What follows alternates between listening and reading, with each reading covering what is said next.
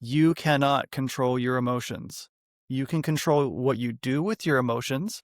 You can control things that impact your emotions, but the emotion itself remains now and forever something you cannot control. And therefore, it cannot be something you judge yourself with because it's not something you chose.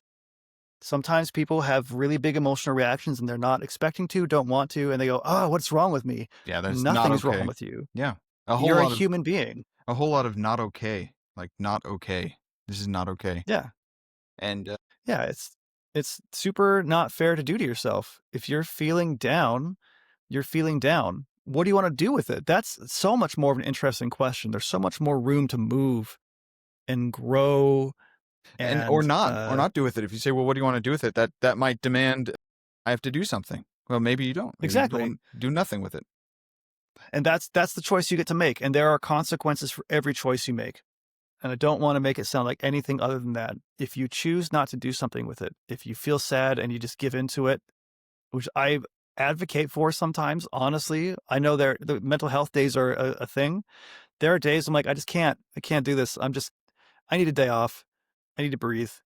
There's nothing inherently wrong with that. Now, if my job is to be like an ER doc and people will die, I need to make sure there are things in place to cover for me if I need to take that time off.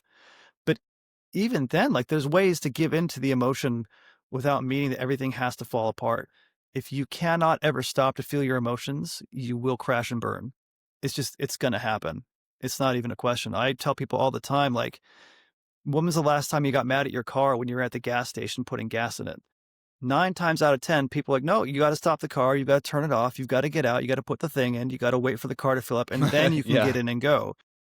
We're like that. Sometimes you have to stop. You've got to stop. You've got to refill.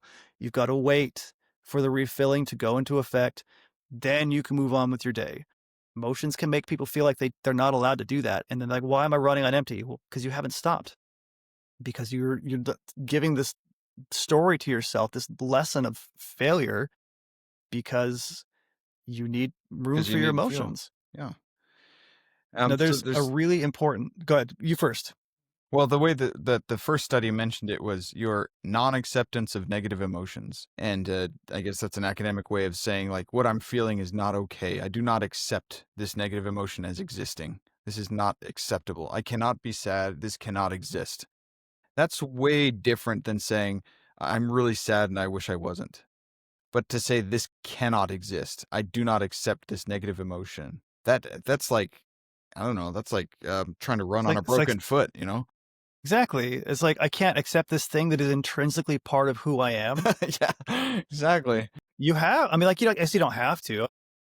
You do a lot better if you do, though. Like the truth of the matter is, you feel Well, something. that's the premise of my midlife crisis going on right now, is I do not accept getting Is that why older you got that neck tattoo? The cannot big neck happen. tattoo. No, it's my tramp stamp. No, no, just kidding. No, I'm no, no. Ugh, Gosh. No, anyway, more midlife crisis. I do not accept, I cannot accept that this is happening, therefore it is not happening. Whereas reality keeps marching on. Yeah.